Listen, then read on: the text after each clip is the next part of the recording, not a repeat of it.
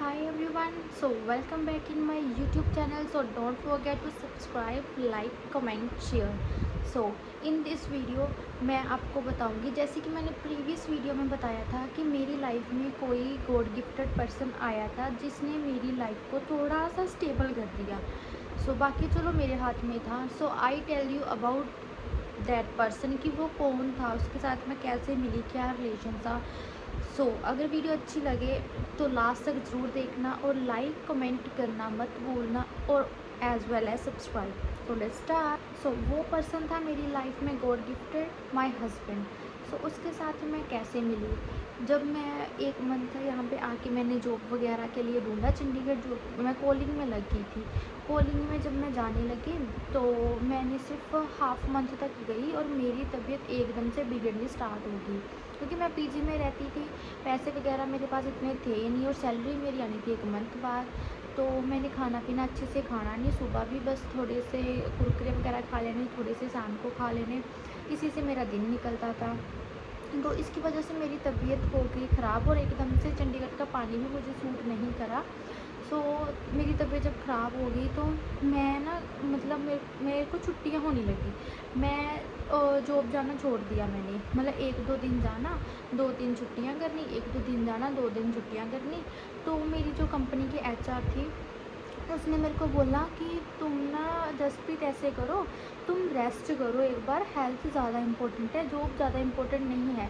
लेकिन उनको मैं कैसे समझाती कि मेरे लिए हेल्थ से ज़्यादा जॉब है, क्योंकि जॉब करूँगी तो मेरे पास पैसे आएंगे, मेरे को मंथ बाद देना था रेंट। तो मैंने बोला ठीक है मैम, क्योंकि एचआर ने बोल दिया कि कल से मत आना, तो मैं क्या ही कर सकती थी। उसने बोला कि तुम्हारे मंथ की जो तुम्हारे जितने दिन तुम्हारे लगे हैं उसकी सैलरी मैं डाल दूँगी। मैंने बोला ओके चलो, जितना भी आएगा उससे रेंट वगैरह तो निकलेगा, 2000 मेरा रेंट जाता था। मैंने बोला ओके। तो वहाँ पे मेरे को ना मेरे पीजी के रूम वाले साथ में ही ना 1-2 लड़के रहते थे, मतलब लाइक मेरे को ना उन्होंने एज ए सिस्टर ही बना लिया था अपने, बहुत अच्छे थे। तो मैं उनसे जब मैं उन्होंने मैं देखा कि इस लड़की की तबीयत ज़्यादा ख़राब है तो वो मेरी थोड़ी केयर करने लगी। उन्होंने बोला कि भाई हमारी ऐसे बहन नहीं है, तुम हमारी बहन जैसी लगती हो। मैंने बोला ठीक है। तो वो मेरी थोड़ी केयर वगैरह करने लगे और वो जिस कंपनी में जाते थे जॉब करने के लिए, तो मैंने उनको बोला जब मैं थोड़ी ठीक होगी, उन्होंने मेरे को थोड़ा सा खिलाया पिलाया और मैं थोड़ा ठीक होने लगी, अपना पैरों पे चलने लगी कि हाँ मैं थोड़ा अब चल फिर सकती हूँ। नहीं तो पहले तो मैं चल भी नहीं सकती थी, चक्कर आती थी मुझे इतने ज़्यादा, तो ऊपर से गर्मी इतनी ज़्यादा थी। तो उन्होंने बोला मैंने उनको बोला कि मेरे को ना ऐसे करके भैया जॉब चाहिए, अगर जॉब है तो मेरे को दिला दो। उन्होंने बोला हाँ हमारी कंपनी में रिक्वायरमेंट है, तो मैं तुम हमारी कंपनी में चलो। मैंने सोचा चलो ठीक है, मैंने सोचा चलो अगले दिन जाऊंगी। तो वो उनका टाइम था सुबह 6 बजे जाने का, तो 6 बजे मेरे से उठा ना जाए। और वो कंपनी थी बिग बास्केट की, वो एज अ राइडर काम करते थे वहाँ पे। मैंने बोला चलो ठीक है। तो मैं उनके साथ सुबह गई। जब मैं उनके साथ गई उन्होंने मेरा इंटरव्यू वगैरह वहाँ पे करवाया। तो मेरा इंटरव्यू में ना ऐसा लगा कि नहीं यार, ऐसी जगह मुझसे जॉब नहीं होगी, तो काम ही बहुत हैवी है। लेकिन उन्होंने बोला कि नहीं हो जाएगा, मेरी वही सिलेक्शन होगी, वही उन्होंने मेरी जॉइनिंग वगैरह करवा दी। तो जब मेरी जॉइनिंग वगैरह हो गई मैं वहीं पे रुक गई। तो मैं 1-2 दिन गई, तो जो वो लड़के थे दोनों जिन्होंने मेरे को जॉब पे लगवाया, वो थे एज अ राइडर। जो राइडर्स का एचआर था, सॉरी सुपरवाइज़र जिसको बोलते हैं, तो वो जो मतलब बंदा उनकी हायरिंग करता था as a TL, team leader, उस बंदे से ना मैं मिली। मतलब मैंने ऐसे खड़ी थी, वो एकदम से सामने से आगे थोड़ी हेलो हाय, वैसे जस्ट नॉर्मल सी हेलो हाय हुई। तो उसको लगा कि वो कंपनी के एचआर वगैरह है, कुछ क्या सिस्टम है, मेरे को नहीं इतना उनके बारे में पता था। तो मैंने बोला हेलो हाय वगैरह करी कि मैं हर किसी के साथ फ्रैंक हो जाती थी, कि हर किसी के साथ अटैच हो जाती थी, नॉर्मल सी अच्छी वगैरह बात करी मैंने उनके साथ। फिर शाम मैं ना खाना खा रही थी बैठ के उनके साथ, दोनों भाइयों के साथ। मैं जब खाना खा रही तो एकदम से मेरी इंस्टाग्राम पे नोटिफिकेशन आई। मैं शॉक्ड हो गई, मैंने कहा ये मेरे को लग रहा है मैंने देखा है इनको कहीं। मैंने जब देखा तो फिर मेरे को पता लगा ओ ये तो राइडर्स का एचआर है। तो फिर मैंने आईडी वगैरह ओपन करी और एकदम से मेरे को मैसेज भी आ गया उनका हेलो का। तो जो मेरे साथ थे उन्होंने देखा कि इसका मैसेज आया सर का, तो उन्होंने मेरे को बोला इसको ब्लॉक कर दो, ब्लॉक। मैंने बोला अच्छा यार, मैं मतलब मेरे को मन ही नहीं किया मेरा ब्लॉक करने का। मैंने सोचा छोड़ो यार, क्यों ब्लॉक करना है, बेफालतू की क्यों दुश्मनी लेनी किसी के साथ। मैंने ब्लॉक नहीं किया। तो मैंने ऑटोमेटिकली, पता नहीं मेरे हाथों को क्या हुआ उस टाइम पे, किस्मत थी शायद, मैंने हेलो का जवाब दे दिया, उनको रिप्लाई किया, हेलो हाय, थोड़ी सी हेलो हाय हुई। तो उन्होंने बोला कि चलो, मैं ना वैसे यहाँ पे इस एरिया में आया हूँ, तुम यहीं रहती हो? मैंने बोला हाँ मैं यहीं रहती हूँ। उन्होंने बोला अच्छा अच्छा, मैं आया हूँ नीचे। मैंने जब देखा अपने पीजी के नीचे देखा, वो खड़े थे। मैं भी जाके मिली, तो उन्होंने बोला चलो हम घूमने चलते हैं। मैंने सोचा यार घूमने, मतलब अगर डायरेक्ट ना बोलूँगी तो अच्छा नहीं लगेगा, सीनियर है। मैं कहा ठीक है चलो, मैं चली गई। तो फिर उन्होंने मेरे को डायरेक्ट प्रपोज़ कर दिया। मैं शॉक्ड। एक बार भी हाँ करने से पहले मेरे माइंड में नहीं आया कि भाई एक बंदा अननोन पर्सन है, क्या है क्या नहीं। मैंने बोला ठीक है हाँ। तो उन्होंने अगले दिन ही अपनी मम्मी से बात कर ली शादी की, कि ये लड़की है, इससे मुझे शादी करनी है। तो मैं एकदम से, जैसे दिमाग होता है ना कि आउट ऑफ कंट्रोल हो जाना, ऐसे मेरा माइंड हो गया। चलो भगवान भी लगा था कि हम दोनों की शादी करवा के रहनी है। तो मैंने बोला कि ठीक है, मैं भी रेडी हूँ शादी करने के लिए। तो फिर हमने मतलब उन्होंने कोर्ट वगैरह में जो भी लॉयर से बात करी, एक दिन, मतलब एक दिन का जस्ट गैप डाला बीच में। तो जो मेरी शादी की शॉपिंग थी ना, वो करी थी मैंने शाम को, मतलब शाम को शॉपिंग वगैरह करी। एग्जैक्टली मैंने चूड़ा वगैरह और मेहंदी को लगाई थी शाम को। तो जो मैंने शादी में ड्रेस डालनी थी ना, वो मैंने अगले दिन ली। जिस दिन शादी थी उसी दिन, उसी मॉर्निंग में मैंने वो ड्रेस वगैरह ली थी। तो फिर हमने ऐसे कोर्ट मैरिज वगैरह कर ली। तो मेरे को एक बार भी रेग्रेट फील, अभी तक मेरे को रेग्रेट नहीं हुआ कि मैंने क्यों शादी करी है। जिनको लगता है कि नहीं इसने गलती करी है, ये वो, मेरे को नहीं फील होया, क्योंकि मेरे हस्बैंड ने मेरे को जितना उन्होंने सपोर्ट किया ना, भाई आज तक किसी बंदे ने मेरे को सपोर्ट नहीं किया होगा। इतनी ज़्यादा फ्रीडम, एक्चुअल में जो चीज़ मैं बोलती थी फ्रीडम, उसने मुझे फ्रीडम दी है, बस मुझे और कुछ नहीं चाहिए, तो उसने मेरे को फ्रीडम दी है। और आज तक मैंने कभी उसकी फ्रीडम का फ़ायदा भी नहीं उठाया। तो वो इतना ज़्यादा ट्रस्ट करता है मुझ पर, तो इसीलिए मैं इतना ज़्यादा उससे प्यार करती हूँ। क्योंकि भाई अगला बंदा अगर मेरे को इतना कर रहा है, तो मैं भी उसको फॉरवर्डली इतना ही प्यार करूँगी ना, मैं उसको धोखा थोड़ी दूँगी। हमने शादी कर ली और मेरे को बिल्कुल भी रिग्रेट नहीं हुआ कि मैंने क्यों करी।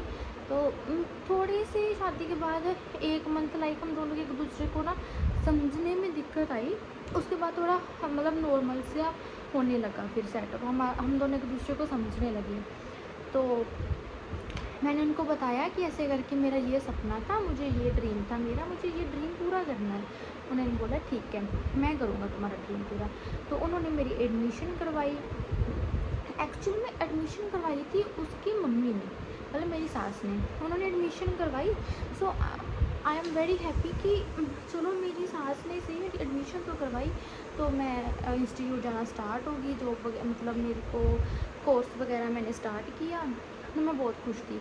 1-2 महीना उन्होंने मेरी फ़ीस वगैरह दी, फिर उन्होंने फ़ीस देनी बंद कर दी। मेरी मदर इन लॉ ने गिव अप कर दिया कि नहीं मैं नहीं दे सकती, क्योंकि मेरे को वैसे भी किसी से उम्मीद नहीं थी। तो फिर उस टाइम मेरी उम्मीद टूट गई कि नहीं यार अब मेरा कोर्स नहीं होगा। लेकिन मेरे हस्बैंड ने इतना ही ज़्यादा हार्ड वर्क किया, इतना ज़्यादा हार्ड वर्क किया कि उन्होंने मेरी फ़ीस पे करी। तो मैंने मेरी फ़ीस पे करके मेरा कोर्स कंप्लीट करवाया। कोर्स कंप्लीट करवाने के जब मेरा कोर्स कंप्लीट हो गया, उन्होंने मेरे को बोला कि नहीं तू ये काम नहीं छोड़ेगी। मैंने बोला ठीक है। तो मैंने वो काम नहीं छोड़ा, अभी तक नहीं छोड़ा। फिर जब मेरा कोर्स कंप्लीट हो गया, वो उन्होंने मेरे को प्रोडक्ट लेके दिए, मतलब सामान वगैरह लेकर दिया कि नहीं तू घर पे भी प्रैक्टिस कर, जितनी हो सकता उतना नहीं कर। जब मैं फर्स्ट ट्रायल के लिए गई, मेरी सिलेक्शन नहीं हुई, तो मैं ना मतलब ब्रेक डाउन हो गई कि यार नहीं होगा नहीं होगा। लेकिन उन्होंने बोला कि होगा, तू कर लेगी, तू ट्राई तो कर, तू इतनी जल्दी हिम्मत क्यों छोड़ रही है। मैंने बोला ओके। फिर मेरी जब सिलेक्शन होगी जॉब वगैरह पे मैं लग गई, तो फिर ऐसे करके प्रेगनेंसी की मेरी न्यूज़ आ गई कि मैं ऐसे प्रेग्नेंट हूँ।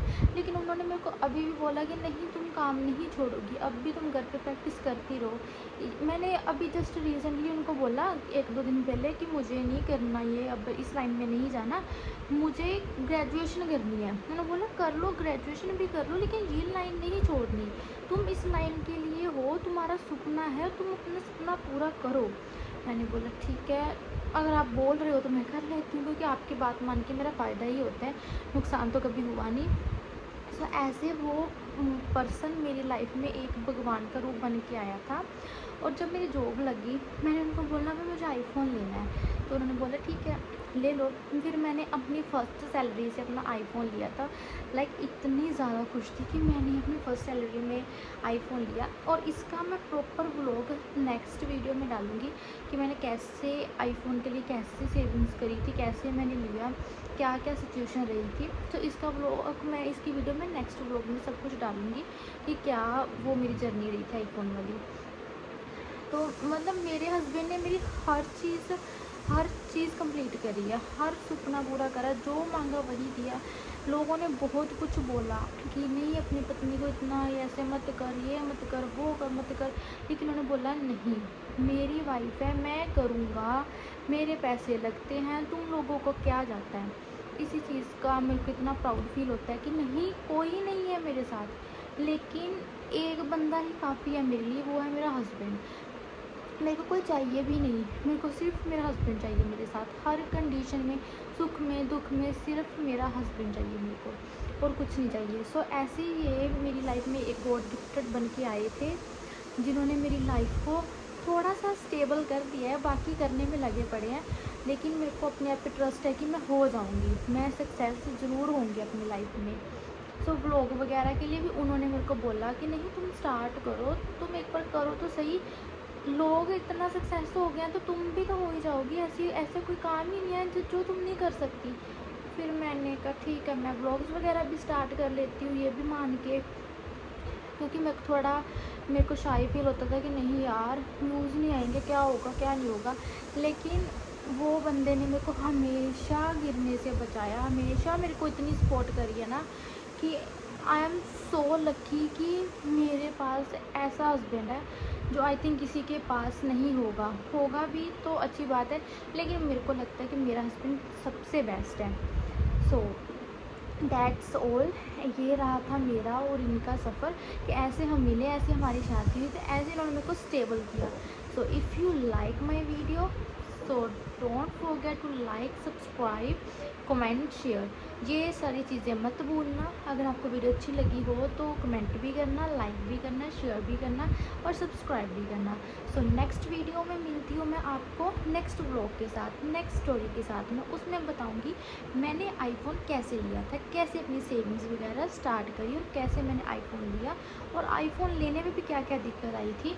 सो मिलते हैं नेक्स्ट व्लॉग में, बाय बाय।